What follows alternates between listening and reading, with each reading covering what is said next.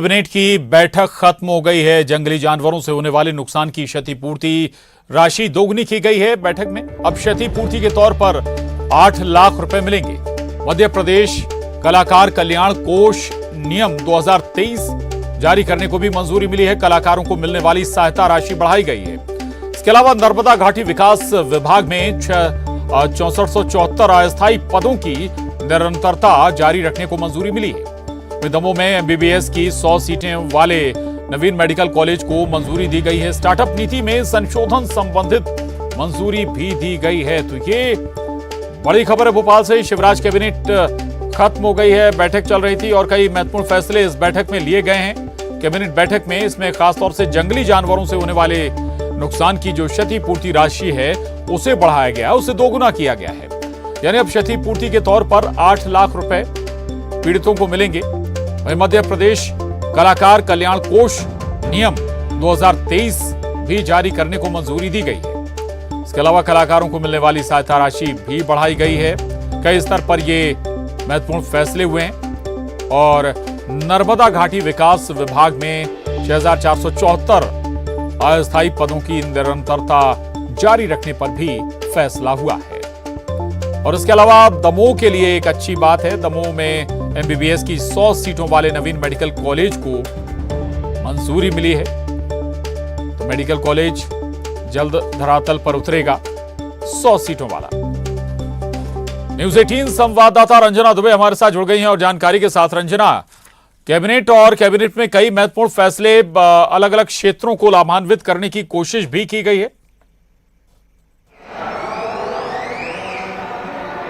जी प्रशांत, बिल्कुल सही कहा आपने, क्योंकि इस बार की जो कैबिनेट बैठक थी इसमें शिक्षा और रोजगार के लिहाज से ये जो प्रस्ताव है वो बेहद महत्वपूर्ण कहे जा सकते हैं और इन्हीं प्रस्तावों को आज की इस बैठक में मंजूरी भी मिल गई है, जिसमें दमोह में मेडिकल की पढ़ाई करने वाले छात्र छात्राओं के लिए अब अपने गृह क्षेत्र में ही पढ़ाई करने का जो रास्ता है वो साफ हो गया है। वहां पर न सिर्फ मेडिकल कॉलेज खुलेगा बल्कि 100 सीटों को भी वहां पर जो मुहर है वो लग गई है और 100 सीटों वाला जो मेडिकल कॉलेज है वो तैयार होगा, जिससे दमोह क्षेत्र के आसपास के जो भी क्षेत्र मेडिकल क्षेत्र में अपना करियर बनाना चाहते हैं उनके लिहाज से आज का ये जो प्रस्ताव है बेहद महत्वपूर्ण भी कही जा सकता है। और रोजगार के लिहाज से अगर कहा जाए तो नर्मदा घाटी विकास विभाग में जितने भी 6774 के करीब जो कर्मचारी थे उनको कंटिन्यू करने का जो फैसला है वो भी आज की इस बैठक में लिया गया है। और इसी के साथ ही कलाकारों के लिहाज से भी अगर आज की इस बैठक में एक महत्वपूर्ण फैसला है जिस पर आज की इस बैठक में मंजूरी मिली है, जिसमें उनको जो आर्थिक सहायता राशि है वो बढ़ाए जाने का फैसला लिया गया है। लेकिन इसी के साथ ही वन्य प्राणियों के हमले में अगर कोई घायल होता है तो अनुग्रह राशि को आज की इस बैठक में बढ़ा दिया गया है और अब वो अनुग्रह राशि करीब 8 लाख रुपए कर दी गई है और इसका फायदा घायलों को जरूर मिलेगा। और इसी के साथ ही युवाओं के लिहाज से अगर आज की इस बैठक में एक और अच्छे प्रस्ताव की बात कर ली जाए प्रशांत, तो वो ये है कि स्टार्टअप योजना में संशोधन के प्रस्ताव पर भी इस बार मंजूरी मिल गई है। और अब जो प्रस्तावों पर जो संशोधन की बात, यानी कि युवाओं को भी रंजना फोकस किया गया है और दमोह को भी एक बड़ी गिफ्ट है। और इतना ही नहीं, जो क्षतिपूर्ति यानी कि अगर वन क्षेत्र में जानवरों से किसी को नुकसान पहुंचता है तो वो राशि भी डबल की गई है क्षतिपूर्ति की। शुक्रिया रंजना आपका इस पूरी जानकारी के लिए। आगे बढ़ेंगे, भोपाल से बड़ी खबर है। चुनाव से पहले सॉफ्ट हिंदुत्व के रास्ते पर कांग्रेस। सभी 230 सीटों पर कांग्रेस सुंदरकांड करवाएगी। 230 सीटों पर साधुओं से कांग्रेस सुंदरकांड करवाएगी। संत और पुजारी प्रकोष्ठ हर विधानसभा सीट पर हनुमान चालीसा के साथ सुंदरकांड करेगी। मौजूदा विधायक, दावेदार और क्षेत्र के प्रभावशाली लोग कांग्रेस के सुंदरकांड में शामिल रहेंगे। कांग्रेस का दावा है कर्नाटक के बाद बजरंगबली जीत का आशीर्वाद देंगे। ये बड़ी खबर है भोपाल से।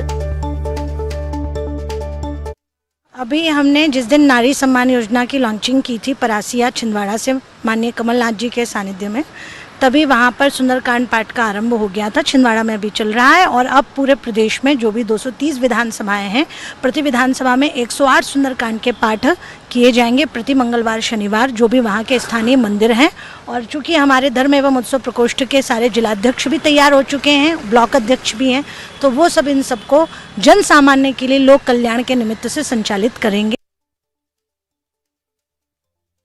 प्रदेश में हम कहें कि 230 सीटों पर सुंदरकांड कराने जा रही है। न्यूज़ 18 संवाददाता अनुराग श्रीवास्तव हमारे साथ जुड़े हैं। अनुराग, कोशिश यही कि भाई हिंदुत्व के मोर्चे पर भी कांग्रेस कहीं कमजोर ना रह जाए। बिल्कुल प्रशांत, देखिए कर्नाटक चुनाव में बजरंगबली के मुद्दे को लेकर जिस तरीके से जीत के बाद कांग्रेस ने श्रेय लेने की कोशिश की थी, उसी तरीके से मध्य प्रदेश की राजनीति में भी सॉफ्ट हिंदुत्व के रास्ते पर और मजबूती के साथ खड़ा होने की तैयारी में कांग्रेस पार्टी है। और यही वजह है कि 230 विधानसभा सीटों पर सुंदरकांड के जो पाठ हैं वो करने की तैयारी। और सबसे बड़ी बात है कि इस तरह के धार्मिक आयोजन में न सिर्फ कांग्रेस के विधायक, जनप्रतिनिधि और बल्कि जो विधानसभा सीट के दावेदार हैं वो भी शामिल होंगे। मतलब साफ है कि सुंदरकांड के बहाने अपने हिंदुत्व की छवि को आम लोगों के बीच में चमकाया जाए, इसी की कोशिश में कांग्रेस पार्टी लगी है और इसी का आयोजन किया जा रहा है। और भोपाल में भागवत कथा के साथ इस आयोजन की शुरुआत की जाएगी। जी बिल्कुल बिल्कुल। तो अनुराग, एक और महत्वपूर्ण, जो आपने कर्नाटक का जिक्र भी किया, दरअसल कर्नाटक में बजरंगबली मुद्दा बन गया था, या बजरंग दल हम कहें मुद्दा बन गया था। इस पर यहां कांग्रेस ने मध्य प्रदेश में भी अलग लाइन ली थी कि भाई बजरंग दल बजरंगबली नहीं हो सकते, तो वहां पर कोई डैमेज ना कर दे विपक्षी दल यानी कि बीजेपी, वो कंट्रोल पहले से कर लिया जाए। बिल्कुल, देखिए एक तरफ बीजेपी सरकार जो है सलकनपुर में देवी महालोक के भूमि पूजन की तैयारी में लगी हुई है, उसका कार्यक्रम कल आयोजित होना है। लेकिन उससे पहले कांग्रेस भी अपने ऊपर जो तुष्टीकरण के आरोप लगते थे उससे छवि को धोने की कोशिश में, और यही वजह है कि कर्नाटक चुनाव में बजरंगबली और बजरंग दल का मुद्दा जिस तरीके से गूंजा और कांग्रेस को इस मुद्दे में भी फायदा हुआ। बिल्कुल अनुराग, बजरंग दल और बजरंगबली कर्नाटक चुनाव में खूब गूंजा, असर मध्य प्रदेश तक भी देखा। लौटूंगा आपके पास, रजनीश अग्रवाल जी, प्रदेश मंत्री बीजेपी हमारे साथ जुड़े हैं। रजनीश जी, कांग्रेस 230 विधानसभा यानी लगभग पूरी प्रदेश में सुंदरकांड कराने जा रही है, रिएक्शन आपका इस पर? ये तो अच्छे लक्षण है, करवाने चाहिए। हनुमान जी की आराधना इनको करना ही चाहिए, लेकिन जनता जनार्दन के सामने ये एक्सपोज हैं। भगवान श्री राम के भक्तों के साथ में अन्याय करने वाले, उन पर होने वाले अत्याचार के समय चुप रहने वाले, ये सोचते हैं कि जो बजरंगबली हैं या हनुमान जी हैं वो इनको बख्शने वाले हैं, तो ऐसा है नहीं, ऐसा हो नहीं सकता। क्योंकि राम भगवान के जो भक्तों के साथ में अन्याय अत्याचार करते हैं, उनके साथ में भेदभाव, उपेक्षा, तिरस्कार का व्यवहार करते हैं, उनको हनुमान जी बख्शते नहीं है, छोड़ते नहीं है, उनको दंड निश्चित होता है। और ये देखा है इसी लोकतंत्र में, जनता ने, उन्हीं भक्तों ने किस प्रकार से लोकतंत्र की पद्धति से इनको किनारे लगा दिया, ये सबको पता है। तो ये केवल भक्ति का नहीं, राजनीति में उन मुद्दों का, उन तमाम प्रकार के विचारों का, उन तमाम प्रकार की एक्टिविटीज का जो कांग्रेस की हिंदू विरोधी रही है, अब राम जी के भक्तों के साथ में रही है, हनुमान जी के भक्तों के साथ में रही है, वो सब लोग जानते हैं, समाज जानता है, बखूबी जानता है। ठीक जी, चले, बहुत शुक्रिया रजनीश जी, न्यूज 18 से बात करने के लिए धन्यवाद आपका। अनुराग श्रीवास्तव हमारे साथ बने हुए थे। अनुराग, आपका भी धन्यवाद। आगे बढ़ेंगे और आपको बता दें, भोपाल से बड़ी खबर है। उज्जैन के महाकाल लोक मामले में सरकार नहीं कराएगी कोई जांच। मूर्तियों के गिरने की वजह तेज आंधी तूफान है और बारिश को माना गया है। प्रशासन ने कॉन्ट्रैक्टर कंपनी को वापस मूर्तियां लगाने के निर्देश दिए हैं। सप्तऋषि की मूर्ति वापस लगेगी। सरकार के उच्च पदस्थ सूत्रों का यह दावा है। महाकाल लोक मामले में कोई गड़बड़ी नहीं हुई है, जांच बैठाने का सवाल ही नहीं है। ये सरकार, ये बताया जा रहा है कि अंदर की लाइन है, सरकार की लाइन है। सरकार ने भी मूर्ति गिरने के कारणों की जानकारी की तलब की है। 5 साल में 10 से 25 फीट की मूर्तियां बनकर तैयार हुई थी। हालांकि सरकार भले ही इसकी जांच नहीं कराएगी, लेकिन लोकायुक्त में एक जांच चल रही है। आपको बता दें कि हाल ही में महाकाल लोक में जो सप्तऋषि की मूर्तियां थी वो धराशायी हो गई थी 30 किलोमीटर की रफ्तार से चलने वाली हवाओं से, और इसके बाद कुछ सवाल भी उठे थे। हालांकि जो उच्च पदस्थ सूत्र हैं वो कहते हैं कि सरकार इसकी कोई जांच नहीं कराने जा रही, क्योंकि ये इस पूरे प्रकरण के लिए आंधी, तूफान और बारिश को माना गया है।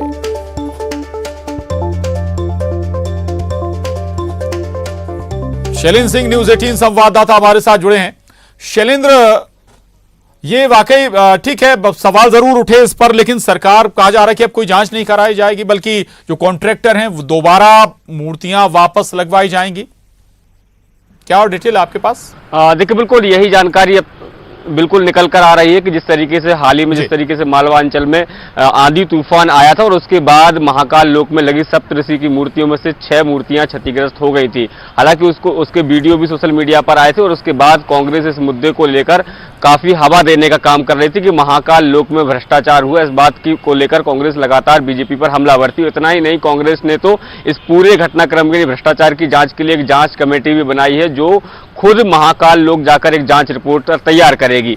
लेकिन उसके उलट अगर जो जानकारी आ रही है, सरकार में बैठे जो शीर्ष जो पदाधिकारी हैं या जो अधिकारी हैं, उन्होंने साफ तौर पर यह कहा है कि ये किसी तरह की कोई लापरवाही या भ्रष्टाचार जैसी बात नहीं है, बल्कि जिस तरीके से आंधी तूफान आया और तेज बारिश हुई जिसके चलते ये मूर्तियां क्षतिग्रस्त हुई हैं, और जिस तरीके से जो कॉन्ट्रैक्ट जिस ठेकेदार को महाकाल लोक निर्माण का दिया गया था उसमें ये पहले ही उल्लेखित है कि किसी भी मूर्ति को 5 साल के पहले यदि डैमेज होता है तो बदलकर वो दूसरी मूर्तियां लगाएगा। तो इस मामले में भी ये सरकार ने स्पष्ट किया है कि अब नई मूर्तियां हैं, जो सप्तऋषि की मूर्तियां क्षतिग्रस्त हुई उनकी जगह नई मूर्तियां लगाई जाएंगी। जी बिल्कुल, चलिए, बहुत शुक्रिया शैलेंद्र आपका इस पूरी जानकारी के लिए, धन्यवाद।